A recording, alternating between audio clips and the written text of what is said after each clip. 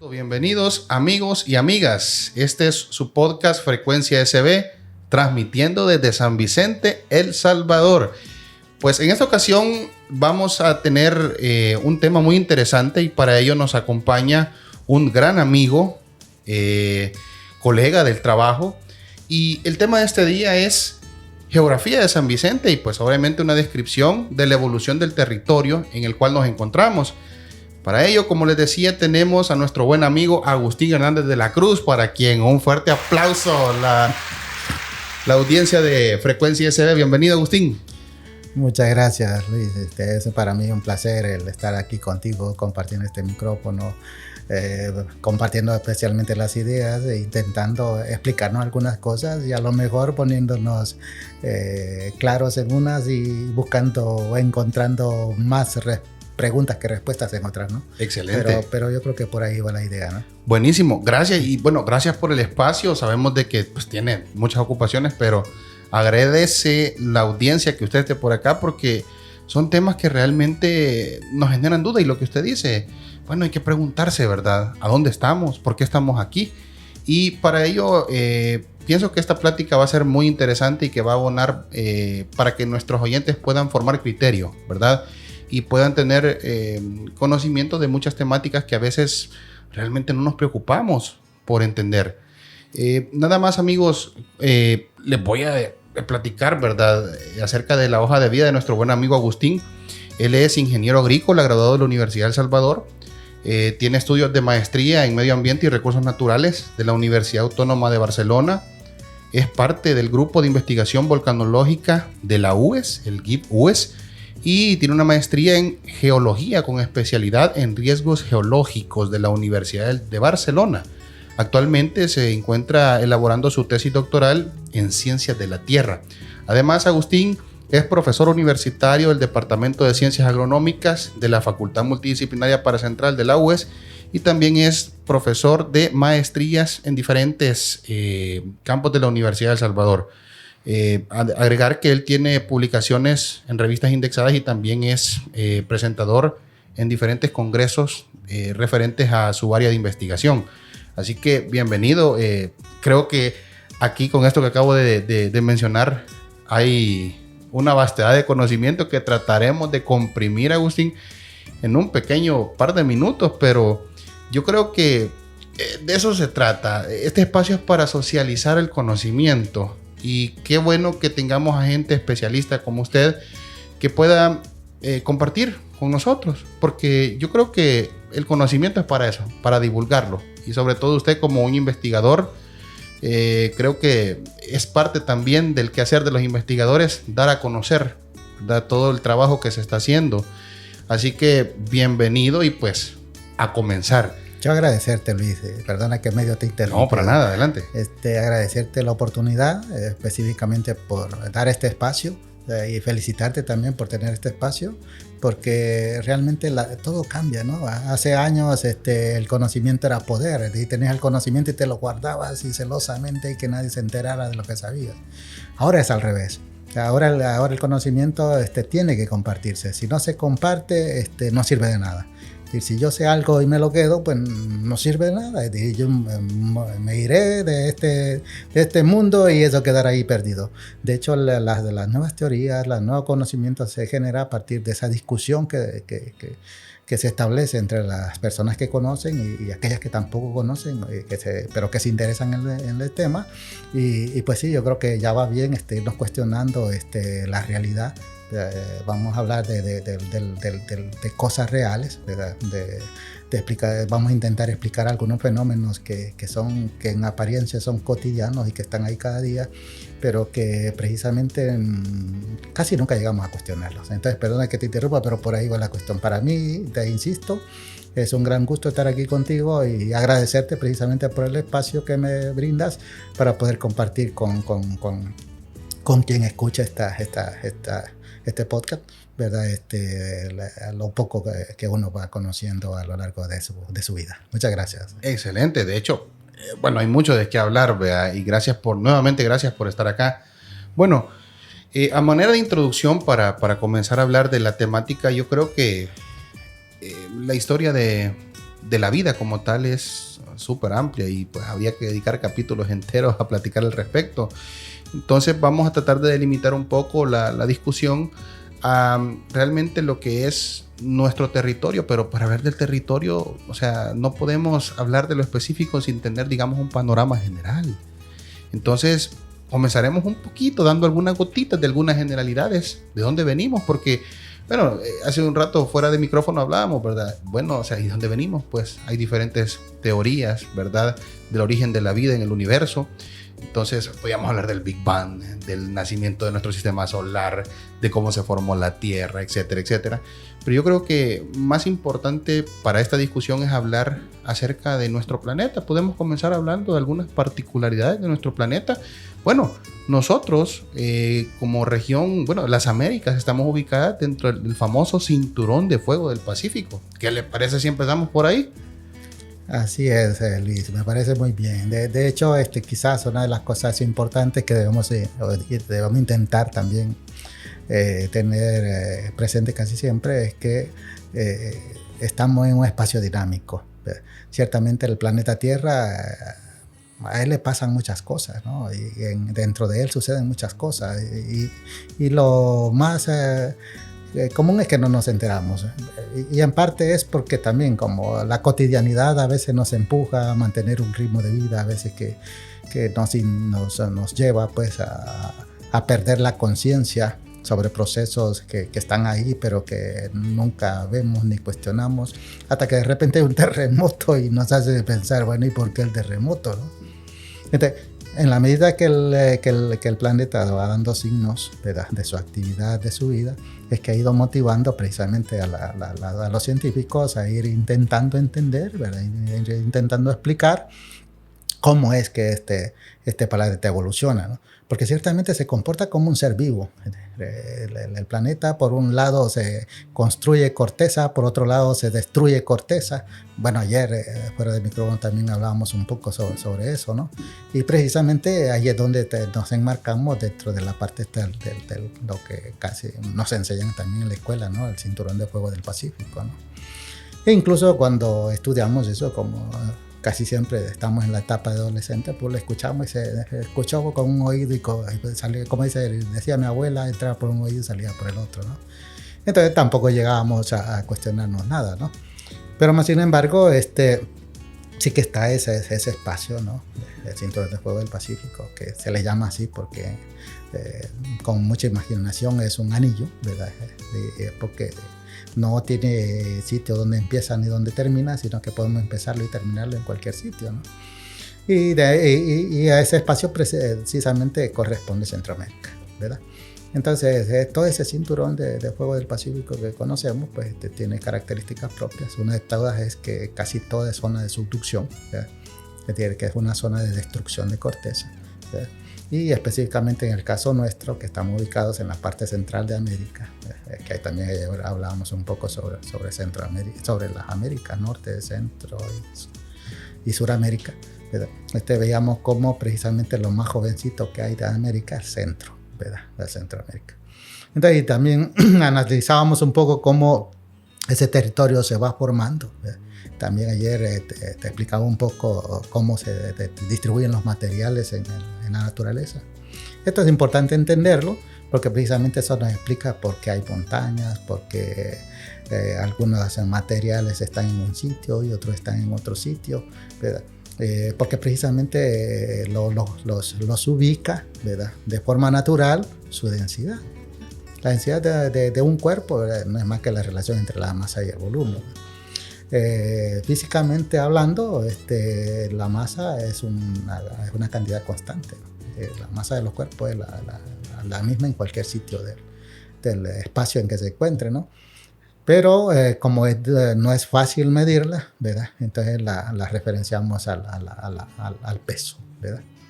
Nos referimos al peso como que fuera, o si decimos masa, casi siempre nos referimos al peso, aunque no es correcto, ¿verdad? Pero sirve porque precisamente de la masa depende ese peso, ¿verdad? Y ese peso no es más que la fuerza con que el centro de la Tierra, el centro de gravedad de la Tierra, atrae los cuerpos.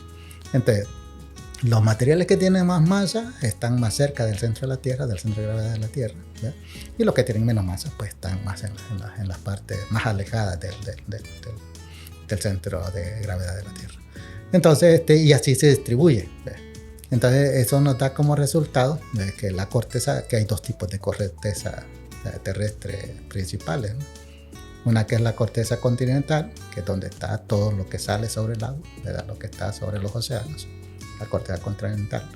Y está la corteza oceánica, que es toda la base sobre la que se depositan pues, las aguas de los océanos y toda esta cuestión. Entonces, la diferencia entre ambas es precisamente eso que acabo de decir, la densidad. Entonces, la densidad de la corteza oceánica es mucho mayor que la densidad de la corteza continental. Entonces, pero hay una relación un tanto lógica, pero que a veces cuesta un poquito entenderla, quizás, dependiendo de qué tan curiosos somos con algunos temas de física, química y otras cosas. Y es que la corteza continental es mucho más potente, mucho más gruesa, si queremos decirlo así, que la corteza oceánica. Pero es menos densa. Y es menos densa, exactamente. Entonces flota. Y la corteza oceánica es más densa, y entonces no flota, sino que va a profundidad.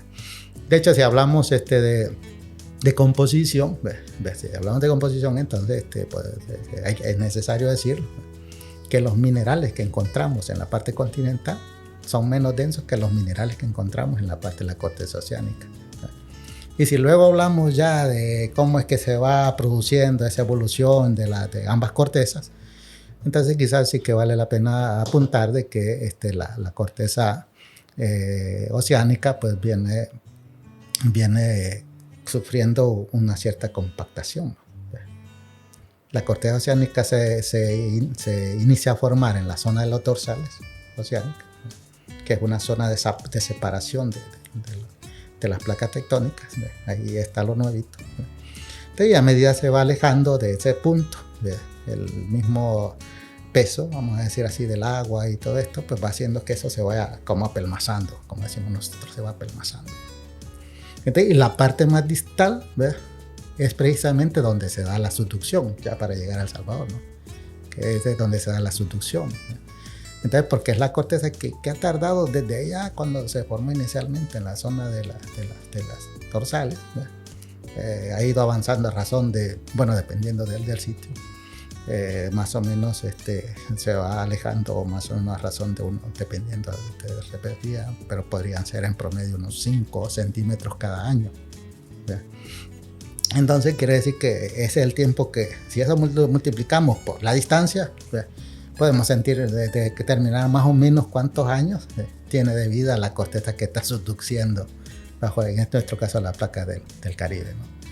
Entonces, al darse ese fenómeno, ¿verdad?, al ser obligada esa placa de Cocos a subducir bajo la del Caribe, ¿verdad?, entonces se funde. La misma presión ya de la columna de agua, más la presión que si bien es cierto, la placa continental es menos densa, pero igual pesa, ¿no? Claro. Igual ejerce una presión. Entonces eso hace que la placa sea sometida a altas presiones y altas temperaturas y punta. Resultado, los volcanes. El volcanismo propio de nuestra. Hay varios ambientes para formación de volcanes, hay que decirlo, pero el que nos corresponde a nosotros son volcanes de subducción. Todo el cinturón de fuego tiene volcanes de subducción. En su mayor parte, ¿verdad?, porque hay una zona, especialmente que en la parte de Norteamérica, donde cambió la relación. No es subducción, sino que ya es un movimiento transcurrente, le llama. Ya no es subducción. Ahí, la misma forma en que va evolucionando el planeta, pues va generando algunas condiciones ahí que de repente deja de ser subducción y se convierte en otro tipo de contacto entre las distintas placas. Entonces, por ahí vamos más o menos. Excelente. Bueno, entonces, el cinturón de fuego, bueno, haciendo el mapa mental, vea, es básicamente lo largo que tiene toda América, de norte a sur, llegamos a la Antártida. En la Antártida hay volcanes. Exactamente. Y subimos allá por Nueva Zelanda, la zona de Australia y pues todo el este asiático. Exactamente, sí. Japón, nada menos, pues. Sí. Creo que recientemente se ha visto, ¿verdad? El maremoto del 2005. Sí, entonces, todas esas zonas, nosotros entonces compartimos muchas características con estos países, aunque estén al otro lado del mundo. En términos de ambientes geológicos, sí. De hecho, el caso de Japón es un arco de islas. Está separado de la Asia continental. Incluso si vas un poco más al sur, sigues encontrando arcos de islas. Entonces, pero aquí también hay cosas que son generales y que son fáciles de comprender, pero hay otras que son muy complejas, ¿no? Porque luego llegas a Indonesia, un poco más al sur, que es donde hay un volcanismo muy, muy peligroso, ¿verdad? Muy, muy peligroso. Entonces, y luego puedes seguir hacia el sur, llegas a Australia y toda la zona ahí, hay una buena parte de volcanismo submarino, ¿verdad? Que no lo vemos, ¿verdad? Pero que precisamente también está en constante erupción, ¿verdad? De hecho, el volcanismo submarino casi nunca nos enteramos que está en actividad, pero casi siempre lo está. La mayor parte de las erupciones volcánicas en el año son submarinas. Y bueno, nosotros ni nos damos cuenta. No nos damos cuenta, sí. De verdad. Hasta que de repente hay, por ejemplo, que un colapso, ¿ya? Que a lo mejor que sí que puede producir, incluso hasta producir algún tsunami o alguna cosa así, ¿no? De hecho, si recuerdas hace años, bueno, no, el año pasado se habló del volcán de Canarias. Sí, claro. De La Palma. De La Palma. Donde alguna gente sospechaba que hasta podría ser que la isla colapsara y formara un maremoto que llegara hasta Norteamérica y tuviera problemas de ciudades costeras como las de Estados Unidos, ¿no? de la costa este de Estados Unidos. Ahora, en lo personal, y con lo poco que he logrado ir conociendo, a mí me parece una exageración, porque es una cuestión de masas, ¿verdad? Sí. Entonces, por tan grande que fuera, en el supuesto que se pudiera el colapso, ¿verdad? Por tan grande que fuera el colapso, la energía se disipa, ¿verdad? Como el océano Pacífico es el más grande. Claro. Entonces, esa energía, a medida se aleja del centro de emisión, pues las ondas se van disipando y todo eso.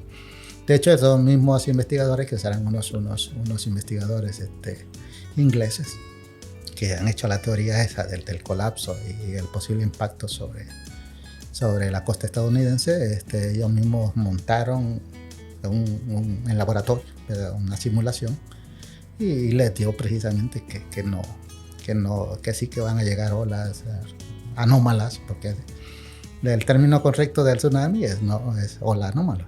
Sí. Que sí que habría una ola anómala, pero no lo suficientemente grande como para lo que aparece en las películas ahí, que hasta los edificios se inundan y toda esta cosa.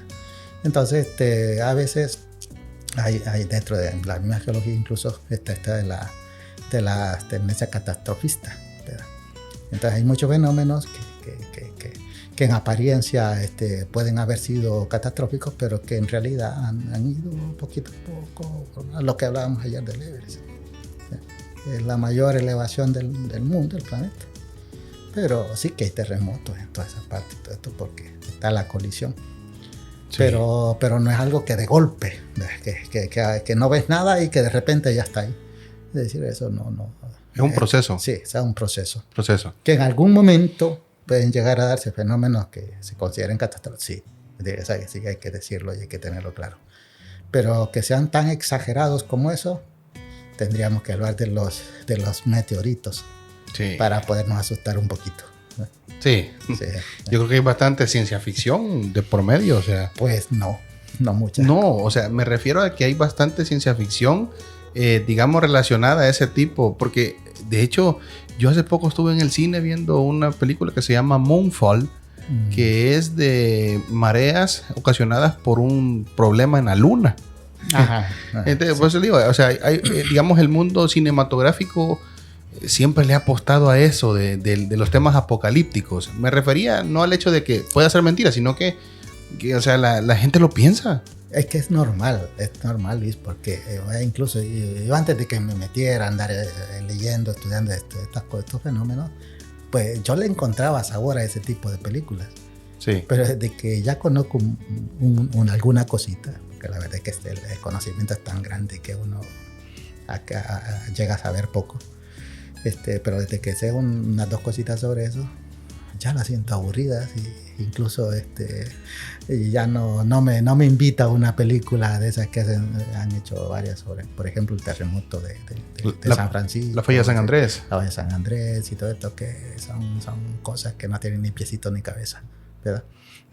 Pero yo a veces pienso que quizás quien hace el libreto y esto a lo mejor no se asesora bien y termina haciendo cosas que si tú tienes una idea básica de cómo funciona eso, entonces dices, no, es que esto no puede ser, ¿no? O sea, es ficción. Una buena fumada. Sí, es ficción. Sí. Y la verdad es que yo creo que hay muchas cosas. En películas o cualquier material de entretenimiento siempre suelen haber esas inconsistencias. Yo he visto también videos de youtubers, digamos, diciendo, bueno, aquí rompe las leyes de la física con esto que hizo, ¿verdad? Pero bueno, es lo que hay. Vamos a ver. Entonces, recapitulando, estamos en el cinturón de fuego. Tenemos nuestras particularidades. Somos, digamos, de origen volcánico. Sí. Nuestra zona de subducción es una zona dinámica, muy activa. Bueno, aquí en El Salvador, pues, tenemos ejemplos recientes. Pero, y en los otros países de Centroamérica, ¿cómo se encuentra este tema? Bueno, Centroamérica es tan chiquito, pues, grande, pero a la vez pequeño en términos ya de tamaño a nivel de planeta. Pero, por ejemplo, algunas características puntuales de cada país. Bueno, mira, para comenzar a ilustrarte, ya olvidándonos del resto del cinturón de fuego del Pacífico tomando en consideración lo más próximo, te podría decir para comenzar que hay una cadena volcánica de aproximadamente 1100 kilómetros desde los volcanes del este de Guatemala hasta uno que está aquí por Panamá. Son más o menos 1100 kilómetros, un poquito más, poquito menos. Entonces, según algunos estudios que se han realizado, como que hay una tendencia, ¿verdad?, evolutiva del oeste hacia el este. Es decir, que los volcanes del este son más evolucionados que los volcanes del oeste. Esa es la razón por la cual si nosotros vamos a los volcanes guatemaltecos, ¿verdad?, son edificios mucho más grandes, unas estructuras mucho más grandes, son más peligrosos, ¿verdad? Y luego vamos encontrando dentro de la evolución volcánica, un volcán comienza como algo pequeñito, ¿no? De repente se generó una condición de debilidad cortical en la corteza, entonces el magma encontró ahí la posibilidad de salir y empezó a construir un volcancito.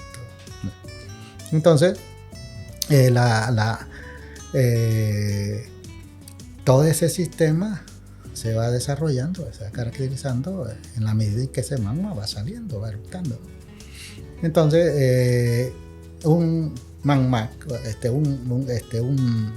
una estructura volcánica que se inició hace 2 millones de años, por ejemplo, o bueno, para ser más corto, digamos que se haya iniciado hace 500.000 años, ¿verdad?, que es diferente a una que inició el siglo pasado o este siglo, ¿verdad?, porque en nuestro medio la mayor parte de volcanes tienden a formar cámaras magmáticas, ¿verdad?, que una cámara magmática no es más que un depósito de magma en profundidad, y eso se forma porque precisamente por la misma subducción se genera, paralelo a la fosa de subducción, que se genera una zona de debilidad en la corteza.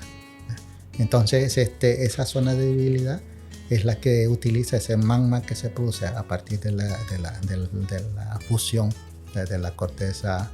Es una mezcla de corteza oceánica con corteza continental, entonces se funde, y al fundirse pues aumenta su presión y aumenta su temperatura, ¿no? Entonces aumenta su energía. Pura fricción. Sí. Es una cuestión de fricción y aumento de presión, ¿verdad?, por la carga, ¿no? Sí. Aumenta de presión. Y también como normalmente tiene humedad, porque es agua es corteza oceánica, no tiene humedad. Entonces la humedad baja grandemente la temperatura de fusión del material. Entonces eso hace que se funda la roca de la corteza oceánica. Y al fundirse aumenta su energía, y entonces ella busca por dónde salir. Entonces, y al encontrar esa zona precisamente que te decía que se forma de debilidad, es ahí donde se plasma. Entonces, ya como expresión de esa zona a nivel superficial, tenemos lo que conocemos a nivel de Centroamérica como el graben. El graben, que es una zona de debilidad que está ubicada aproximadamente, que cambia ciertamente, pero más o menos a unos 60, 70 kilómetros de la zona de subducción hacia continente. Y ya el ancho de esa franja pues, puede variar desde unos 10 kilómetros hasta unos 20 o 30 kilómetros. Entonces, ahí es donde encontramos precisamente toda la actividad volcánica producto de la subducción. La subducción de la costa del Salvador, ¿qué tanto hay que entrar hacia el océano? ¿Has escuchado oír cuando te dicen un signo de subducción a tantos kilómetros de la playa tal? Sí. Esa es la ubicación aproximada de la zona de subducción. Ahora, lo que sucede es que también no es la subducción, no son las dos placas que están aquí pegaditas, sí, sino que es una bajo la otra. Entonces, por ahí que no es una distancia exacta, porque a veces se puede despegar de aquí, a veces se puede despegar de aquí, el hipocentro. Uh-huh. Entonces, me parece que en realidad, al ser así, no puede ser una línea recta, sí, sino que es un área. ¿Verdad? Es un área en la cual se ubica la área de subducción, entonces es lo correcto. Zona de porque es lo que es lo más okay, aceptado, ¿sí? Que es una franja, básicamente. Uh-huh. Ahora, cada zona de subducción pues tiene sus propias características, ¿no? Es decir, la zona de subducción de Centroamérica, por ejemplo, es diferente a la zona de subducción de Sudamérica, ¿no? De los volcanes chilenos y todo eso, colombianos, pero ¿no? Y también es diferente un poco también a la mexicana. ¿Ves? Ya de México para el norte, ¿ves? Y llegamos a la famosa falla de San Andrés. Ya no es subducción, es un movimiento transcurrente, le llaman, ¿no? Es decir, no subduce una bajo la otra, sino que se mueven. ¿Verdad? Se rozan. Sí, exacto. ¿Sí? Porque incluso ahí cuando se dan los terremotos, eso se ve muy bien, ¿verdad? A veces que los saltos, ¿verdad? El salto de la falla, ¿no? Por ejemplo, del terremoto que hubo la vez anterior, no me acuerdo qué año fue, pero el último hay fotos, ¿no? Donde estaban los cercos y quedaba un trozo del cerco aquí, el otro movido sí, una buena distancia. Eso lo podemos ver solo cuando el sismo precisamente es de falla transcurrente, ¿verdad? Ok, bueno, yo en Centroamérica los países que más escucho mencionar que tienen más recia actividad volcánica realmente son Guatemala, por supuesto, ahí está el volcán de fuego. Yo he ido al volcán de fuego, una gran cosa, pero también es una amenaza latente. El Salvador, por supuesto, pero de Honduras no se escucha. Bueno, en Nicaragua tenemos los volcanes que están nicaragüenses súper activos. De hecho, yo hace unos días veía un documental de la construcción del canal de Panamá y decían de que una idea inicial era construirlo en Nicaragua, pero por el volcanismo no construyeron el canal en Nicaragua. Interesante. Sí, es que vaya, ahí hay que entender varias cosas. Por ejemplo, el caso del volcanismo de Guatemala tiene la influencia, además de la subducción, tiene la influencia del contacto de placa entre la placa norteamericana y la del Caribe. Sí. Entonces es un sistema bastante más complejo que el nuestro. Entonces eso permite también, por un lado, permite que el implante de los edificios volcánicos pues tiene su propia característica, ¿no? Que no está tan estudiado, hay que estudiarlo eso, ¿no? Y que es bastante, te repito, muy más complejo, precisamente porque tiene la influencia de la zona de subducción y tiene la influencia del contacto de placa entre Norteamérica y el Caribe, que en ese caso no es subducción, sino que es transcurrente, porque es continente. Entonces, es una falla de movimiento lateral, si quieres decirlo así, para que entienda más fácil, de falla de movimiento lateral. Entonces, eso genera precisamente otro tipo de magma, que son volcanes de otro origen, ¿verdad? Que no son exactamente iguales al nuestro, ¿verdad? Entonces, pero bueno, eso es la característica de Guatemala. Luego venimos al Salvador, tenemos la franja volcánica activa, ¿verdad? Que es el que está en la zona del Graben que te mencionaba, ¿verdad? Que vemos un tanto alineados. Si vamos, por ejemplo, logramos subir un día soleado al volcán San Salvador, ¿verdad? O al Picacho, que pudiera ser al Picacho, que es la porcata más alta. Entonces ves tú a un lado complejo volcánico Santana, ¿verdad? Y solo te das la vuelta y vas al otro lado, San Vicente. Después de San Vicente ves San Miguel, ¿verdad? Y vas viendo los volcanes alineados, ¿no? Sí. Que precisamente están sobre esa franja, ¿verdad? Que le conocemos como Graben, ¿verdad? Entonces, y todo esto sí es parte de la subducción.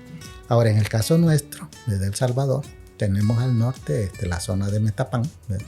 Donde hay un volcanismo que es diferente al que tenemos en la franja de subducción, ¿verdad? Porque ese volcanismo ya es efecto del contacto de placa entre Norteamérica y el Caribe, ¿verdad? Entonces, si estudiamos químicamente a los sistemas volcánicos, pues veremos que son diferentes. Entonces, y eso le da precisamente a los volcanes ya que están en el Caribe, ¿verdad?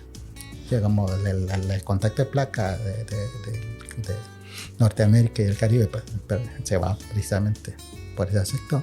Entonces van generando otro tipo de volcanismo, ¿verdad? Que es al que corresponde todo ese arco de islas, ¿verdad? Que luego ya llega hasta allá por Venezuela, ¿verdad? Toda la zona de las Antillas mayores y las Antillas menores. Exactamente. ¿Y cuál es más peligroso entonces, Agustín? Para nosotros, los seres humanos. Mira, pues depende del momento y depende de muchas cosas. Depende de muchas cosas en realidad, porque hace ratitos te mencionaba, ¿no? Que los volcanes evolucionan casi como que fueran ser vivos, ¿no? Ellos nacen, ¿verdad? Se van desarrollando hasta que al final llega a su categoría de volcanes extintos, ¿verdad? Entonces inicia con un volcancito pequeño, dependiendo de cómo se alimente su magma. Puede ser que, y de la estructura de la corteza donde se implante, de la corteza continental donde se implante. Ahí puede ser que, por un lado, tenga cámara, ese es uno, ¿verdad? Si llega a formar cámara, entonces puede formar un estratovolcán o puede formar un complejo volcánico, ¿verdad? Esa es una posibilidad. ¿Cuál es la diferencia entre un estratovolcán y un complejo? Un complejo volcánico está formado por varios volcanes. Y un estratovolcán, un solo volcancito, pero formado por una secuencia de eventos eruptivos, de erupciones. Ok. Vale, entonces, y la otra posibilidad es que la corteza tenga sus particularidades, que algo te mencionaba ayer, y el magma venga de la profundidad, podría ser directamente desde el manto y salga a la superficie y no forme cámara, ¿verdad? Porque la estructura precisamente de la corteza no permite formar cámara. Entonces tú tienes otro tipo de volcán. Pero entonces el que viene desde abajo es más violento. No. El que tiene cámara es más violento. Exactamente. Porque acumula presión. No. El caso es que al formarse cámara, ¿ves? Entonces el magma se acumula ahí y se empieza a enfriar, ¿ves? Despacio, pero se enfría. No se va a enfriar desde que yo nací hasta que yo morí, su temperatura va a ser casi igual, pero sí a lo largo de los miles, millones de años se va a ir enfriando. Entonces, en la medida que la enfría, sus minerales que forman el magma, el magma no es más que una mezcla silicatada de minerales fundidos. Entonces, los minerales empiezan a cristalizarse. Primero cristalizan aquellos minerales de más alta temperatura, ¿verdad? y al final cristalizan los de baja temperatura. Cuando te hablo de minerales de alta temperatura, te estoy hablando de minerales que se forman a 1200 o 1300 grados, por ejemplo. Otros ya intermedios que se forman cuando el magma ya ha enfriado a 900, 800 grados. Y otros que se forman ya lo último, ¿no? Está a unos 700 grados más o menos. Entonces, pero para bajar esa temperatura desde los 1300, 1400 grados, que podría ser la temperatura interior de una cámara magmática, hasta los 700 grados, que puede ser ya la temperatura casi de un domo, ¿verdad? De un domo silícico. Entonces, en todo ese proceso, él ha ido perdiendo energía. Pero va aumentando viscosidad. La diferencia, Luis, entre, por ejemplo, el agua y el aceite es su viscosidad. Es decir, el agua es menos viscosa y el aceite es más viscoso. Y eso es lo que le permite a un aceite, por ejemplo, ejercer su función dentro del motor, ¿no? Entonces es algo similar. Y te lo decía ayer. Si el magma no pasa por cámara, sino que viene directo del manto, él no enfría, él sale a superficie casi con la misma temperatura con la que empezó su viaje desde el manto. Entonces es un magma menos viscoso, más fluido, más parecido al agua. Uh-huh. Entonces se comporta como un líquido. Ya hablamos de los líquidos newtonianos y los no newtonianos. Pero un líquido newtoniano es aquel que se comporta parecido al agua, ¿verdad? Y un no newtoniano es aquel que se comporta diferente, para decirlo así de lo más fácil posible. Entonces, en la medida, pero vaya, tenemos una cámara magmática y de un volcán que se está enfriando. De repente, boom, le llega nuevo magma. Entonces, al llegar nuevo magma, lo que hace es que inestabiliza el equilibrio que tenía la cámara. Entonces, podría ser de que de repente empieza un enjambre sísmico por aquí y que de repente se calma, de repente vuelve otro enjambre sísmico y se vuelve a calmar, y de repente que le agarra, ¿no? Que sismo, hasta que hace precisamente que, bueno, hay un puño de parámetros geofísicos que se deben considerar para saber si ciertamente un sistema está en equilibrio o va roto equilibrio, ¿verdad? Que es lo que intentamos hacer nosotros. Entonces, básicamente, cuando llega un magma a una cámara que ya está bastante cristalizada, ¿verdad?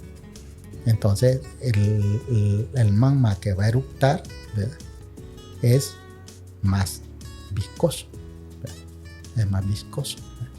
Y la viscosidad está asociada a la explosividad, ¿verdad? Entonces, si el volcán es más viscoso, como para moverse le cuesta más, ¿verdad?, él va más despacito, si quiere, va más despacito, ¿verdad? Entonces, pero cuando llega a salir, es grande el golpe, ¿no? Es grande el golpe. Desde la explosión es grande. De hecho, todo proceso volcánico tiene etapas, ¿verdad? Por ejemplo, el sistema volcánico activo casi siempre está eructando gases. Es lo que nosotros aprovechamos para medir a través de la medición de flujo de gases difusos volcánicos. Porque un volcán que está en actividad casi todo el tiempo está eructando gas. Entonces, lo que sigue después del gas es una mezcla de gas y material sólido. Entonces, esa mezcla de gas y material sólido son lo que produce erupciones como la que tuvimos del Santa Ana, y que otra parecida a la que tuvimos en San Miguel, que son mezcla de gases y de material sólido. Entonces, eso se traduce al ser el magma viscoso y sólido, todo esto. Eso es lo que se traduce luego en ceniza. La ceniza en realidad es magma que salió a gran presión, a gran temperatura y que se enfrió de golpe en la atmósfera. Entonces, si la cámara magmática interna del volcán es más densa, entonces la probabilidad de que la fuerza de la explosión en el momento que inicia erupción es mayor. Pero si la cámara magmática del volcán es menos densa, es decir, menos evolucionada, Es decir, tiene menos años de haberse implantado, ¿verdad? Y de estar cristalizando. Entonces, la explosión es menor, ¿verdad? La fuerza de la explosión es menor. Por eso es que, si bien es cierto, ambos, San Miguel y Santa Ana, tuvieron ese evento eruptivo, pero el de Santa Ana fue mucho más potente que el evento eruptivo de San Miguel. Una cámara más cristalizada que la de San Miguel. Exactamente. ¡Ey! Exactamente. Qué interesante. Bueno, y ya que entramos a hablar entonces, platíquenos, Agustín, de la cordillera volcánica de El Salvador, entonces. Particularidades. ¿Qué tenemos por acá? Bueno, por ahí vamos un poco, ¿no? Vaya, entonces te decía, los volcanes guatemaltecos más complejos, mucho más grandes los edificios, y la formación de calderas. Con mi tutor, de hecho, estábamos una vez que nos sentamos a ver cómo iba la evolución de los sistemas volcánicos aquí, descubrimos de que cada cierta distancia se emplaza una caldera.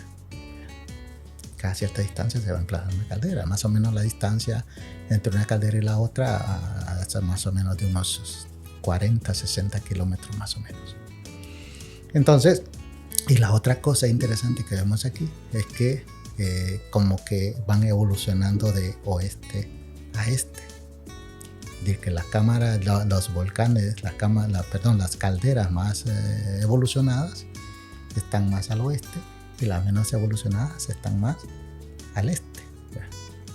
Tal es así que la caldera de Coatepeque, donde está el lago Coatepeque, es más evolucionada que la caldera de Ilopango, que son las dos calderas típicas que tenemos en El Salvador. En el caso de la caldera volcánica de Coatepeque, encontramos rocas incluso de más del 76% de dióxido de silicio. El dióxido de silicio es el mineral que se utiliza de base para la determinación del estado evolutivo del magma, ¿verdad? Del estado evolutivo del magma. Entonces, las lavas de la caldera de Coatepeque son más evolucionadas que las lavas de la caldera de Ilopango, ¿ves? De hecho, la caldera de Coatepeque, pues no tenemos registro de erupción, ¿verdad? No hay registro. Que eso se puede reconstruir a partir de las dataciones, pruebas químicas y todo eso de los depósitos que hay ahí. Pero tampoco es que valga la pena en este momento. Si hay cosas más importantes, más urgentes, relacionadas con peligrosidades y con vulnerabilidad y todo esto. Pero en el caso de la caldera de Ilopango sí reviste importancia, ¿verdad? Porque la última erupción, si quieres decirlo así, de hecho lo encuentras en YouTube, ¿no? Sí. Apocalíptica Apocalíptico de el la video. caldera de Ilopango, es la del 431 de nuestra era. Uh-huh. Hace 1600 años. Sí, aproximadamente. De hecho, la última datación es del 431 de nuestra era. La caldera, y cuando hablamos de la caldera de Ilopango, o sea, el lago es el cráter, o ¿cómo es la onda ahí? El lago está ubicado en la parte más profunda del cráter. Ajá. O sea, todo el contorno básicamente es el volcán. La caldera de Ilopango, básicamente el borde de la caldera de Ilopango es el Cerro de las Pavas, a este lado. El borde de la caldera de Ilopango es el Cerro San Jacinto, que de hecho esto del Cerro San Jacinto está un poco, no está del todo claro, porque pareciera ser un domo interior de la caldera de los planes, de los planes de Rendero. Pero no está de todo. Hay cosas que todavía hay que estudiar ahí. Entonces, pero en esencia la caldera más grande entonces del país es Ilopango. No. Coatepeque. Es Coatepeque, sí. Pero lo que sucede es que como también en la zona del ¿cómo se llama? Del Graben, hay movimiento transcurrente de las placas tectónicas. Entonces, esta caldera, tanto la de Coatepeque como la de Ilopango, en realidad tienen origen vulcanotectónico. ¿Qué significa eso? Eso significa que su expresión actual y su evolución, ¿verdad?, se le debe tanto a actividad volcánica como a actividad tectónica. Entonces, las dos cositas van actuando casi simultáneamente, ¿no? y van produciendo precisamente lo que luego es su expresión sobre el suelo. Estas calderas entonces están ubicadas en las zonas más profundas de las calderas. Pero, bueno, ya me nace una pregunta. Bueno, ¿y cómo es que se forman los lagos, pues? O sea, el origen de esa acumulación de agua, tienen, no sé, ustedes que practican ese tipo de estudios, las mediciones de algunos parámetros de los minerales en esa agua, o sea, denotan que el origen es meramente volcánico. No, acuérdense que el agua lo único que hace es seguir la gravedad. Entonces, y no nos vayamos lejos, ahí tenemos otro lago caldérico, la caldera de Apastepec. Ese es otro cráter volcánico. Es otro volcancito, ¿no? Lo único que es un volcán que no ha evolucionado como el Ilopango, como el Coatepeque, ni nada parecido. Y que también pareciera ser que tiene relación con actividad tectónica, porque esa cordillera que vemos en la callecita aquella que va desde Santa Clara hasta San Esteban Catarina, se pasa por Amatitán, creo, por ahí, ¿verdad? Por ahí, sí. Entonces, eso va precisamente sobre el borde del Graben.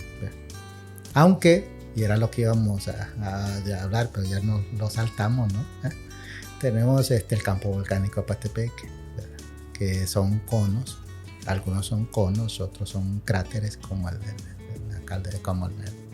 de la laguna Apastepec. El hoyo Caldera, por ejemplo, también es otro cráter, que corresponden al campo volcánico Apastepec, que es un espacio ocupado por conos de escorias. Tenemos el Cerro del Teconal, por ejemplo, ahí nomás. Tenemos los otros cerros que están el que está al oeste de Apastepec. Ese pareciera ser un domo, ¿verdad? Y luego está el Cerro San Esteban también, ¿verdad? Que está en el borde del Graben, y luego, pues, si seguimos en eso, pues vamos el hoyo de Caldera y encontramos otras estructuras que se dan por San Sebastián, ¿verdad? Que todo eso corresponde al campo volcánico Apastepec, que son estructuras bastante recientes, que no tienen el desarrollo de Ilopango, Coatepeque, que es otra onda. Es que eso es lo que te decía, ¿verdad? Por ejemplo, este volcancito de aquí, el Teconal, que por cierto el viernes vamos a hacer observaciones al Teconal. Si quieres venirte, pues podemos. Entonces, es erróneo decirle el Cerro Teconal. Es que acuérdate que eso de cerro es un ¿cómo le llaman? Topónimo, algo así. Que es de la gente, ¿verdad? Ya. Sí, es el vocablo que utiliza la gente. Entonces, pero aquí en nuestro medio, bueno, El Salvador, el 90% es territorio volcánico, ¿no? En nuestro medio, ¿ves? Casi toda estructura que logras ver, ¿ves? Son volcanes. Casi cualquier estructura que sobresale sobre la superficie Son volcanes. Son volcanes. La mayoría son volcanes. De aquí enfrente tenemos el Cerro Ramírez. Es otro cono, es otro conito volcánico. Conos volcánicos. Sí. Interesante. Sí. Que incluso, pero esto habría que probarlo. Sí. Una vez, como uno se pone a pensar cosas, ¿no? Por ejemplo, San Vicente, si bien es cierto, es un volcán activo porque está clasificado así, según los criterios que se han desarrollado, pero no tiene erupción histórica. No hay registro de erupción. De hecho, el volcán San Vicente se considera que está en etapa de descompresión, es decir, de erosión. Pero es que la peligrosidad en el volcán San Vicente ciertamente son los deslizamientos, son los flujos de escombros que le llaman. Alguna gente le llama lahar, pero en realidad a mí no me parece correcto, porque el vocablo lahar ha sido acuñado como un fenómeno producto de actividad eruptiva volcánica. ¿Qué es lo que pasó, por ejemplo, en Colombia con el Nevado del Ruiz, ¿verdad? Que ocasionó aquel desastre de Armero, ¿verdad? Sí. Que ahí lo que sucedió es que una pequeña erupción del Nevado del Ruiz derritió el hielo, ¿verdad? Y el hielo, al ser fluido, pues arrasó. Y ahí, pues, lamentar muchas cosas, ¿no? Porque sí que entiendo que el cuerpo científico dio la alarma, y ya la parte política no hizo el trabajo. Lo mismo que pasó en Martinica, ¿no? que a veces los intereses políticos y la ignorancia, hay que decirlo así, no permite tomar las decisiones que hay que tomar en el momento oportuno. Entonces, cuando a veces se disfraza un tanto en términos de que en este momento, si bien es cierto, se han desarrollado técnicas y seguimos trabajando en eso, de monitoreo volcánico que permitan en cierta medida llegar a determinar el momento preciso de una erupción. Ya hay cierta certeza, ¿verdad? Cruzando los distintos parámetros de observación de monitoreo, llega a haber una cierta certeza del momento en que puede ser una erupción. Entonces, pero nunca uno lo puede decir al 100%. Ningún científico se va a quemar para decirle, mire, mañana a las 5 de la tarde va a ser erupción el volcán. O sea, tienen indicadores. Porque podría ser que no, después de como mínimo un 1 o 2% está por ahí, que ya es una probabilidad, ¿no? Sí, claro. Entonces, porque también todo esto se trabaja con probabilidades, con base en los datos recabados, se procesan, se analizan y se tiene la interpretación. Entonces, bueno, El Salvador es tierra de volcanes, así, literalmente. Sí, 90% del territorio tierra está de cubierto volcanes. por material volcánico. Pero vaya, ya vamos a llegar al complejo de la zona paracentral, ¿verdad? Todo lo que decía San Vicente y toda esta zona, pero antes de llegar ahí me quedé un poco picado. Y entonces la caldera de Ilopango es un peligro para nosotros. Sí y no. Es un peligro porque ciertamente al tener las características que tiene y por la evidencia que se puede ver en territorio, hay varios conos volcánicos que se asocian a ella. Eso implica que hay erupciones con cierta frecuencia, ¿no? Perdón. Sí. Vaya, porque hablaba esta del año 431 o algo así. Y o sea, si viviéramos un evento similar hoy en día, sería devastación total para nosotros. Sí, pero no te preocupes, Luis. Te diré por qué. En geología hay una ley que ya está aprobada, que se le llama ley de escala. Eso lo que significa es que un fenómeno pequeñito, ¿verdad?, se produce con frecuencia. Es decir, una pequeña erupción se verá produciendo con frecuencia, que no te produce mayor daño. Pero una erupción como cataclísmica, como la que tienen las calderas, se produce una cada, a veces miles, a veces millones de años. Entonces, si tenemos una de 431, ya decías tú, 1600 años más o menos, que seguro que la siguiente va a ser que dentro de, no lo sé, dentro de como mínimo unos 10.000 años, 5.000, 10.000 años.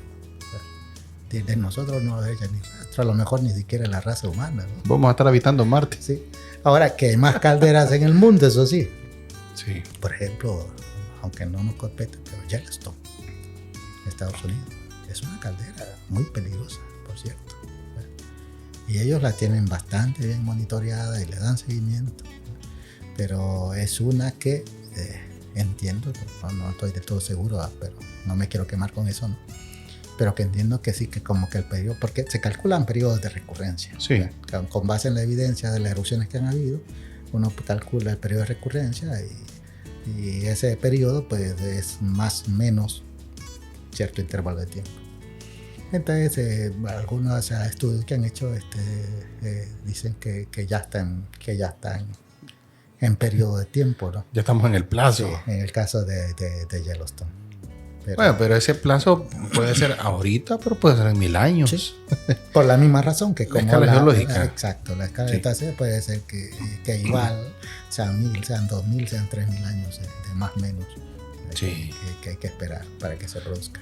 Entonces, el volcanismo, porque bueno, eso usted me lo aclaraba, sí. Es volcanismo, sí. De volcán, ¿verdad? Sí. El volcanismo da vida. Claro. Y claro. También, ¿quién nos puede quitar la vida? Claro, es que precisamente... Perdón. Sí. O sea, me parece bien interesante porque realmente no... Hay muchas cosas que se habla poco. Aquí la gente asume que los volcanes tal vez solo son aquellas grandes estructuras que tienen, digamos, cierta referencia histórica. En El Salvador la gente dice, el volcán de Santa Ana, el San Salvador, Izalco, San Vicente, San Miguel, La Unión, Conchagua. Pero bueno, estamos rodeados por todos lados. Sí, pero lo que te iba a decir, ¿no? De hecho, en términos productivos, ¿no? de agricultura, de producción de ecosistemas, los mejores suelos son los suelos volcánicos, porque es donde precisamente se meteoriza la roca volcánica, que es la que es la fuente de todos los nutrientes que las plantas necesitan. Bueno, te lo decía ayer, ¿no? El caso de Canarias, ¿no? Fue un desastre, la de La Palma. Sí, terrible. Mucha gente perdió todo, ¿no?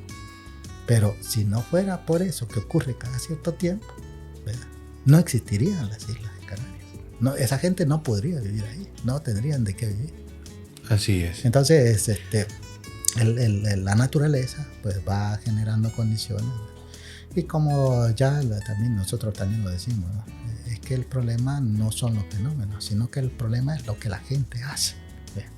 Por ejemplo, ahora, Luis, mira, el San Salvador, el volcán San Salvador, complejo volcánico de San Salvador, dentro de ley de escala ya está en tiempo también, porque la ley de escala la han calculado, si no mal recuerdo, como de 50 años más o menos, no sé si como otros tantos. Entonces, la última erupción del volcán Santa Ana fue en 1917. Que por cierto, San Salvador. Perdón, sí, San Salvador, sí. Que por cierto celebramos el Congreso Geológico Centroamericano en conmemoración a los 100 años de la erupción del volcán San Salvador, ¿no? Entonces ya está en tiempo. Y mira cuánta gente tenemos. Si tú has ido recientemente al Boquerón, te das cuenta de toda la gente que hay ahí, ¿verdad? Sí, o sea, hay un gran desarrollo económico, turístico y mucha gente... como residencia y también como restaurantes, lugares turísticos, o sea, está lleno eso. Es que mira, el techo del suelo, y especialmente en nuestro territorio que es tan pequeño, hay que utilizarlo todo, eso sí.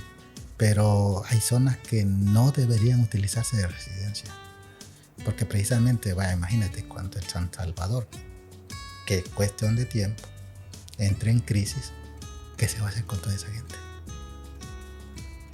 Son miles, no sé si quizás llegará a que sea 1 millón de personas que viven dentro del área de influencia del volcán. Sí. Entonces, a veces ya va bien no pensar en esto porque te lleva intranquilidad, te lleva ya no duermes tranquilo, pero yo creo que nuestros políticos tendrían que pensar un poco en esto. Es que yo creo que tal vez como nosotros somos con una memoria bien corta, ¿verdad? Entonces la gente piensa, bueno, ya pasó, de aquí a que vuelva a pasar.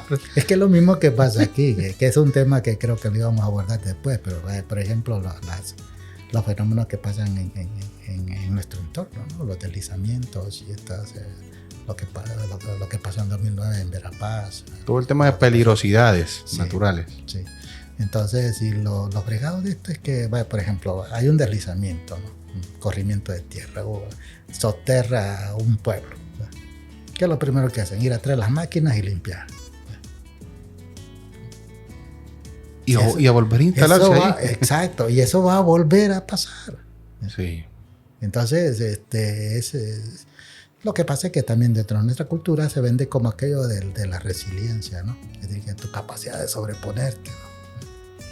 Ahora, se han tomado algunas decisiones muy buenas. Por ejemplo, en nuestro medio encontramos Nuevo Tepetitán, por ejemplo, que es consecuencia de, si no me equivoco, de 1932, parece, algo así. Del 36 creo que fue la famosa correntada. Ajá, gracias por la corrección de la fecha, ya no estaba seguro. Entonces, que básicamente el barrio Tepetitán, está Nuevo Tepetitán. Verapaz, han construido ahora Nuevo Verapaz, que es la colonia que está ahí. La nueva urbanización. Sí. Entonces, pero el problema ahí es que si tú vas, ya la gente ya está haciendo las casas nuevas, ya tiene ya el taller, ya tiene la pupusería, y las evidencias están en el territorio, Luis. Mencionaba algo, y ya que estamos entrando ya a la zona y entremos, ¿verdad? De lleno. El volcán de San Vicente dijo que era un volcán que estaba en un proceso de erosión. Sí. O sea, es un volcán viejo. En este momento. O no necesariamente tiene que ser tan viejo para erosionarse. Es que no, lo que sucede es que como no tiene actividad eruptiva, es que mira, dentro de la naturaleza hay procesos formativos y procesos destructivos. Sí. Entonces, las erupciones volcánicas son procesos formadores de corteza, ¿no? Porque sale nuevo material y se coloca sobre lo que ya hay. Te va formando corteza. Y la meteorización, que es la descomposición de rocas y minerales, y la meteorización y la erosión, ¿no? Son fenómenos destructivos, porque destruyen corteza. Y van erosionando todas esas elevaciones, todo lo van... Porque el principio básico de la física es la horizontalidad, es decir, lo plano, precisamente por la ley por la gravedad y todo, cómo está constituido el planeta, ¿no?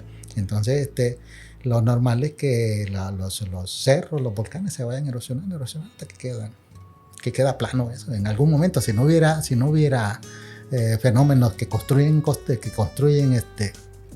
relieve, pues todo sería plano. Pero como se da precisamente todo eso por dinámica de la energía, de la masa y de todos los procesos físicos, entonces que se da la renovación, si quieres decirlo así, de la corteza. Entonces el San Vicente está en ese proceso. Si tú te fijas, el San Vicente es un volcán muy hermoso, ¿no? Son 2 conos adosados. Cada conito tiene su propio cráter. Pero eso está sellado. No, es que yo nunca he ido. me han contado. Sí, mira, sería maravilloso si pudieras ir. Pero son unos cráteres preciosos. Como hace tiempo que no hay actividad volcánica, el ecosistema se ha desarrollado de tal manera que hay una riqueza increíble de flora y fauna. Entonces, eso es lo que genera precisamente la peligrosidad, ¿no? Porque como hay mucha flora y fauna y todo esto, entonces cuando llueve, el agua infiltra, y al tratarse de una estructura alta, ¿verdad? Entonces el agua se va cargando, el suelo se va cargando de agua, ¿verdad? Y sí, que es lógico que exista. Hay una superficie, si hay una superficie impermeable, entonces ahí está el tope, ¿no? Y si aparte de eso, sobre la superficie impermeable hay alguna capita de material inestable, que podrían ser arenas propias de las erupciones, precisamente, que en sobre, entonces ahí está la superficie de debilidad, a partir de la cual se va a producir el deslizamiento. Ahora, muchas veces la cantidad de material que inicia el movimiento es menor comparativa a la final, porque también en el trayecto, pues el flujo va incorporando material del cauce, de todo lo que vi se lo va a llevar. De tal manera que cuando empieza ya en la parte alta, y que ves la cicatriz del deslizamiento, a lo mejor es pequeño, aparentemente pequeño, pero ya cuando llega cerca de la zona de deposición, pues ves unas quebradas enormes. Sí, que es básicamente, no sé si te acuerdas, la quebradona, ¿no? Que se llevó hasta el puentecito que había entre San Emilio y Aguas Agrias, ¿no? Sí, terrible. No, hombre, y bueno, para esta tragedia del 2008, la tormenta Ida, unas piedras que en mi vida había visto. El tamaño. Has hablado algo muy importante, Luis, porque esos materiales tú los encuentras por ahí. Entonces, el tamaño de la roca te da la información de la energía del flujo. Sí. Entonces, mientras más grande la roca que tú encuentras, el flujo que se pueden producir ahí, porque igual, ya te digo, se producen y se van a seguir produciendo, son de mayor energía. Yo casi siempre llevo a los estudiantes a donde fue la unidad de salud de Verapaz. Si algún día puedes pasar por ahí, te vas a dar cuenta que a ti te lo digo completo de la historia, ¿no? Hay una gran roca así en lo que fue el patio de la unidad de salud. Sí. Y está construido todo así alrededor de la roca. Sí. Entonces, la roca les decía, mire, no construyan aquí, que aquí es peligroso. Y no, qué bonita esa roca, a lo mejor aquí vienen los niños y se deslizan y van a estar aquí mientras la señora está pasando cosas. Es decir, no se había aprendido, ojalá que ahora sí, no se había aprendido a leer las evidencias que te presenta el territorio, que te presenta la naturaleza. Entonces, y así para deslizamientos, así para sismos, ya hay mapas de fallas. Algunas fallas son calculadas, otras fallas son cartografiadas con base real, otras son deducidas, pero igual, ¿verdad? Ya sirven para precisamente reducir, ¿verdad?, la vulnerabilidad de los asentamientos humanos. De hecho, en el caso de Verapaz ya había estudios que establecían la zona de Verapaz hasta donde iba a llegar el flujo de escombros, ¿verdad? Pero no sé ese caso. Y como te digo, muchas veces el problema es un problema político, es un problema de distinta naturaleza. Pero la situación es que se pone en riesgo la vida de las personas. ¿Sí?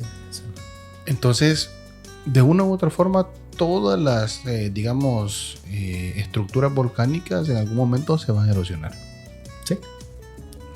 Ayer te preguntaba, recuerda que te preguntaba del Cerro del Tacuacín. Sí, es cierto, lo platicamos un poco, si nos ayuda recordando ahí la... Bueno, sí, te decía que el historia. Sí, el Cerro del Tacuacín tiene esa forma tan bonita, ¿verdad?, que pareciera ser un pilar, ¿verdad?, ubicado ahí, bien cortadito, ¿no? Porque precisamente esa es lo que ha quedado del volcán. Ese pilarcito que se veía en algún momento fue el fondo del cráter del volcán, que seguramente estaba el conito hecho y se fue erosionando, y como la chimenea debe haber quedado tapada con magma, y magma a lo mejor basáltico o tipo resistente a la meteorización y a la erosión. Entonces se ha erosionado todo y ha quedado solamente eso como evidencia del volcán. Es como la cámara, como se solidificó. Sí, ahí se enfrió y ahí quedó. Entonces, hay una de las razones también por las cuales son tan peligrosas las explosiones volcánicas es porque cada vez que hay una erupción, el volcán tiene que limpiar su conducto. Entonces, si ese tapón, imagínate eso que vemos ahí del Cerro del Tacuacín, como que fuera una cuña que le han puesto en una botella. Sí, así se ve. Pero que imagínate tú que es una cuña que ha puesto en una botella, está bien puesta. Entonces, imagínate que este cerro se le ocurriera, este volcán se le ocurriera, hay acumulación de magma, de que genera presión y va a eruptar. Comenzarían enjambres sísmicos, comenzaría evidencias de deformación de la corteza, comenzaría flujo de gases masivos en el entorno, un puño de cosas, ¿no? Entonces, si ese tapón está bien puesto, si esa presión es capaz de sacarlo, entonces va a salir por un lado. Va a buscar por dónde salir. Por dónde salir. Pero que sale. Eso es seguro. Ahora, si ese tapón no está bien puesto, entonces lo que va a hacer es que lo va a empujar, lo va a tirar al aire y va a salir. De que sale. Que sale. Sí, eso no hay que dudarlo. ¿Cuándo? ¿En qué condiciones? ¿En qué medida? Eso ya es otra cuestión de discusión. Y hablaba de expulsión de gases y se me viene a la mente, bueno, háblenos un poco de los infiernillos del volcán Chichontepec.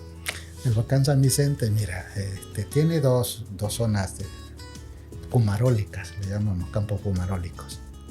Tenemos los infiernillos de las aguas agrias, que es por donde pasó precisamente una parte de la corriente del 2009. ¿No es ahí donde estaba el complejo turístico que habían abierto? Sí, de hecho el alcalde de Guadalupe, creo que le corresponde, estaba haciendo un complejo turístico ahí. Sí. Qué mala suerte, porque lo empezó en mal momento. Sí. Te digo esto porque, de hecho, precisamente inmediatamente, y ahí sí valdría la pena, que inmediatamente después de haber pasado la carretada debió haberla empezado a hacer. ¿Por qué? Porque para que vuelva a pasar la carretada ahí, por la ley de escala que ya te expliqué, faltan varios años. Y es un sitio precioso. De hecho, la gente cree mucho en la cuestión medicinal de las aguas de los infiernos. Hay gente que llega ahí. Nosotros vamos con alguna frecuencia porque hacemos trabajo y estudio ahí. La gente llega a veces con frecuencia a llevar lodo, barro, ¿no? para medicina, ¿no? Y sí que el azufre tiene propiedades. Sí, es cierto que tiene sus propiedades medicinales. La gente dice que son respiraderos. ¿Es correcto eso? Metafóricamente lo puedes llamar así.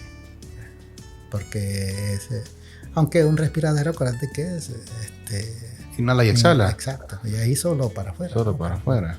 Pero en realidad lo que sucede ahí es que hay un acuífero, ¿verdad?, que llega cerca del sistema caliente. Entonces el agua calienta y aumenta presión y sale. Ahora está el otro campo minerólico, que es el de los infiernos ciegos que se conocen, ¿no? No sé si has escuchado hablar tú. ¿No son unos que están aquí por Tepetitán? Sí, pero puede entrar por el lado de Tepetitán o por el lado de Candelaria. Uh-huh. Sí, yo tengo idea. Sí, ahí las pulmonares son mucho más pequeñas, la evidencia en superficie es menor, pero la composición es más o menos similar, la que tienen ambas pulmonares. Bueno, yo como un inexperto en la materia, he escuchado decir en reiteradas ocasiones que, y bueno, la gente lo dice, es bueno que el volcán tenga esa actividad porque está liberando energía, dice la gente. Y eso hace que pues no genere tanta actividad sísmica. Es una forma de liberar energía. ¿Eso es correcto? Sí, aunque no sirve, no hay ningún cambio. Como te digo, son evidencias. De hecho, como te decía, lo que sucede es que un acuífero pasa cerca del cuerpo caliente y eso puedes decir que lo enfría un poco. Pero eso de que lo enfría un poco, entre grandes comillas. Porque ese calor, ¿verdad?, es tal, ¿verdad?, que es lo que aprovecha la geotermia. Y por eso es que se considera como energía renovable, que el calor que hay ahí es tal, ¿verdad?, que tú puedes montar todo el sistema para montar la turbina para producir la electricidad, ya se va a mantener por años y años. Hay un proyecto aquí en el Jiboa. Ya hay algunos pozos abiertos ahí de la geo. Sí, correcto. Yo hace un par de años anduve por ahí haciendo ahí algunos business y logré conocer. Estaban perforando. Sí, yo creo que siguen perforando. Es la misma dinámica entonces que lo que hay en Berlín, lo que se pretende hacer. Sí, es lo mismo. Geotermia, energía sí. geotérmica. Sí. Esa es energía limpia entonces. Sí. Bueno, eso también sigue siendo relativo, ¿no? Porque todo tiene su residuo, ¿no? Pero se ha evolucionado mucho la energía geotérmica. De hecho, antes, cuando se empezó a trabajar la geotermia en El Salvador, todo el ruido que salía de ahí lo tiraban al mar. De hecho, no sé si te enteraste, por ejemplo, allá. No tenía idea, ¿verdad? En Aguachapán, esas eran unas grandes canaletas que llevaban el agua al mar. Entonces, ya luego, con la evolución del estudio de la geotermia, pues se buscó la forma de reinyectar. Hay una reinyección. Entonces, todo el ruido que sale lo vuelven a meter a la corteza. Obviamente tiene sus impactos, pero es menor, ¿verdad?, que lo que se hacía antes, que solo se tiraba al ambiente. El tema de los desechos es bien delicado siempre. Sí, es decir, algo así 100% que no produzca un problema no existe. Tal vez la eólica es de las más puras que hay. Pero te matan los pájaros. Sí. Es decir, un pobre animalito va pasando en el momento que ve el aspa, es que es decir, por eso te decía, todo tiene su impacto, que no es tiene su impacto negativo. Sí. A mí me parece, bueno, entremos a hablar ya para ir cerrando de San Vicente. Yo hace unos meses hablaba con un amigo arquitecto y me dice, observa San Vicente y trata de encontrar edificaciones antiguas. Y me dice, no hay nada levantado antes de los años 30. Si acaso solo la Basílica de la Señora del Pilar. Es por lo que hemos estado diciendo. Somos un territorio donde hay mucha dinámica. Y tal vez el tema de los famosos temblores. En el 98 o 97 hubo un enjambre sísmico aquí. Yo me acuerdo que nosotros en casa dormíamos con esa expectativa, ¿vea? De que podía haber un terremoto, se decía en ese entonces. San Vicente entonces está pues, dicen que El Salvador, El Valle de las Hamacas, claro. Que nos encontramos con bastante actividad sísmica. Esto yo creo que es parte de las características del territorio y seguiremos siendo así mientras estemos aquí, ¿verdad? Entonces, ¿cómo ve usted el tema ese de la actividad sísmica aquí en San Vicente? Sí, bueno, no sé si te comentaba hace un día de esto que platicamos, que vaya, en nuestro caso, ¿verdad? Podemos establecer dos fenómenos naturales peligrosos en esta zona, ¿no? El vulcanismo, que en el caso de San Vicente concretamente es bien poco probable, aunque ciertamente se fue el enjambre sísmico del 98. El 98 o 97, por ahí me acuerdo yo. Yo no recuerdo bien si fue 98 o 99. Por ahí 99, sí. Que sí, que nos hizo dormir fuera de la casa. Bueno, yo miro cada día donde mi papá, porque temblaba, miro, ¿no? Pero que por cierto, si no mal recuerdo, lo asociaron al Teconal, ¿verdad? Sí, no sé si te recuerdas tú, pero creo que fue asociado al Teconal. Y eso daba muestra de que sí, que bueno, cuando hay un enjambre sísmico, ¿verdad? Casi siempre están asociados a actividad volcánica, ¿verdad? Y en muchos casos, quizá la mayoría, es una cuestión de naturaleza vulcano-tectónica, ¿verdad? Es decir, no es puramente tectónico ni es puramente volcánico. Es una mezcla. Sino que casi siempre es una mezcla de cosas. Y esto es porque, bueno, por un lado, al estar en el grave, porque de hecho si te fijas San Vicente, vas para arriba, al otro lado igual vas para arriba. Y luego aquí para La Joya solo ahí vas para abajo, pero el otro igual vas para arriba. Sí. Entonces, porque precisamente está ubicado en la parte de la estructura que se conoce como pull apart, ¿verdad? Pull apart. Pull apart. Sí, que es un tipo de sistema, ¿verdad? En el cual hay una cuña, ¿verdad? Que se hunde, que es el centro, ¿no? Que se hunde. Que en este caso está representado por todo el Valle de Iguá, incluido el sitio en el que estamos ahora, ¿no? Entonces, en este caso, la parte norte queda elevada, la parte sur también queda elevada, y lo que va hundiendo, pues, es la parte central, ¿verdad? Entonces, eso va a ser así todo el tiempo. Entonces, esta tierra donde estamos ahorita se va a seguir hundiendo. Sí. A lo largo de la escala geológica. Exacto. Y la otra cosa es que como también los materiales que bajan del San Vicente hacen relieve. Yeah. Lo que erosiona del otro lado también, del otro, hace relieve. Entonces tampoco que se va a notar tanto, ¿no? Aparte de eso también hay la corteza en realidad se está levantando por la subducción. Entonces, ahora lo que sí también, lo que te venía diciendo, ¿no? Que sí, que toda esta área es muy susceptible a actividad volcánica y a la actividad sísmica. De eso no lo podemos evitar. Entonces, una observación muy bonita e interesante la que has hecho, ¿no? Eso de las construcciones. Y no hay construcción vieja. Y eso ya es una de pensar, ¿no? ¿Por qué? Sí. Es decir, es cierto, todas las construcciones son relativamente nuevas. Son nuevas. Sí. Entonces, y lo poco viejo que queda, de la siguiente igual se cae y se pierde del todo. Aquí no hay casas de 100 años. Exacto. En San Vicente, como si lo hay en otros lugares. Vaya, por ejemplo, si ya te vas, por ejemplo, a Suchitoto, ahí ya encuentras cosas antiguas y todo esto, pero ya está fuera del grave. Está al norte del grave. O sea, nosotros estamos en el grave. Estamos en el grave, sí. La ciudad de San Vicente está en el aquí grave. De los terremotos no nos vamos a escapar. De los sismos no nos vamos a escapar. Es cuestión de tiempo. ¿Qué ciudades del Salvador están en el grave? La mayoría es la importante. San Vicente, San Miguel, Cojutepeque, sí. San Salvador, sí. Santa Tecla, sí. todo. Santa Ana. Casi todo. O sea, todo. Tal vez, ¿quiénes se quedan fuera? Tal vez en Suntepeque. Sensotepeque, Hilo Barco. Zacatecoluca está metida también. No mucho. Está al sur. Está más al sur. Si tú te fijas, Zacate sufre menos los problemas de los sismos.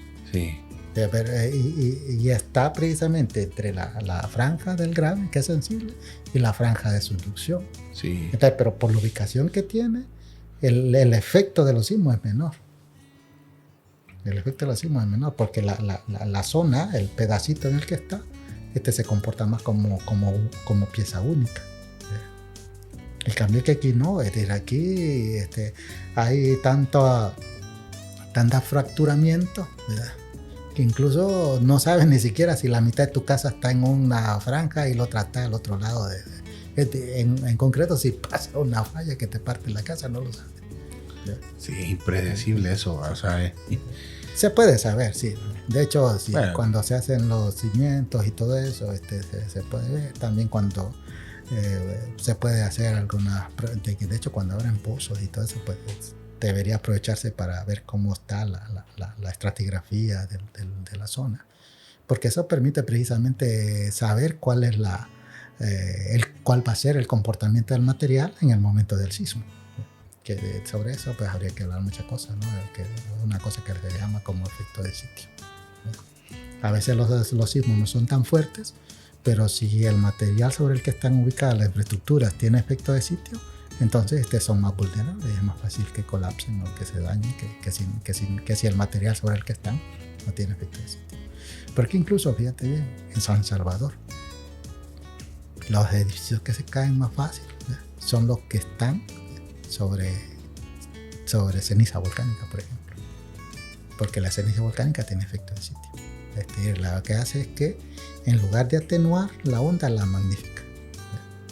Pero ya los que están al pie del Picacho, ¿no? Muchos de esos edificios grandes, bonitos que han hecho, están sobre coladas basálticas, sobre coladas andesíticas, que son materiales mucho más duros, ¿no?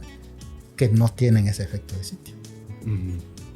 Entonces la probabilidad de que la estructura se dañe es menor. Qué interesante. O sea, bueno, realmente es el día a día en el que vivimos nosotros. Están haciendo construcciones de infraestructura todo el tiempo. Bueno, la vez pasada platicamos un poquito con usted, ¿verdad? Del desarrollo urbanístico que ha tenido la ciudad y cómo la gente está construyendo donde no debería construir, ¿verdad? Son algunos de los riesgos asociados. Y con esto quiero dejar ya picados a nuestros oyentes, Agustín, porque se vendrá una segunda charla en este podcast. Y pues en el futuro espero que podamos desarrollar el tema de lo que hablábamos de las peligrosidades, sí, ¿verdad? Sí. Peligrosidades naturales, así que estén atentos. Bueno, con esto yo creo que podemos ir concluyendo. Yo estoy particularmente muy emocionado con esta información. Muchas cosas que realmente uno no se imagina. Y yo sé que la gente que nos está escuchando dirá, wow, o sea, ni me imaginaba esto. Ese tema de que el 90% del territorio es volcánico, pues, o sea, son datos curiosos y que no sabíamos. Me asumo ahí. Yo creo que estos espacios, vuelvo y repito, son importantísimos y quiero agradecerle a Agustín por tomarse el tiempo de estar acá en Frecuencia SB, socializando todos estos temas. Es la primera, pero no la última. Estoy más que seguro. En verdad estamos súper contentos y qué información más valiosa la que nos ha aportado. Bueno, Luis, yo agradecerte, como te lo decía al principio, me gusta compartir, ¿verdad? Especialmente las cosas que uno conoce, pues ya va bien compartirlas. Y bueno, yo espero que sí que sea de interés y bueno, ya estamos para continuar contribuyendo a que nos formemos, ¿verdad? En estos temas tan importantes. Muchas gracias. Excelente, gracias de veras, y gracias a ti que nos has estado escuchando a través de los diferentes medios. Recuerda seguirnos como Frecuencia SB. Estamos en Spotify, Apple Music y Google Podcast. Dale a la campanita para activar las notificaciones y síguenos. Frecuencia SB con Luis Ernesto Paz. Transmitimos desde San Vicente, El Salvador. Un abrazo.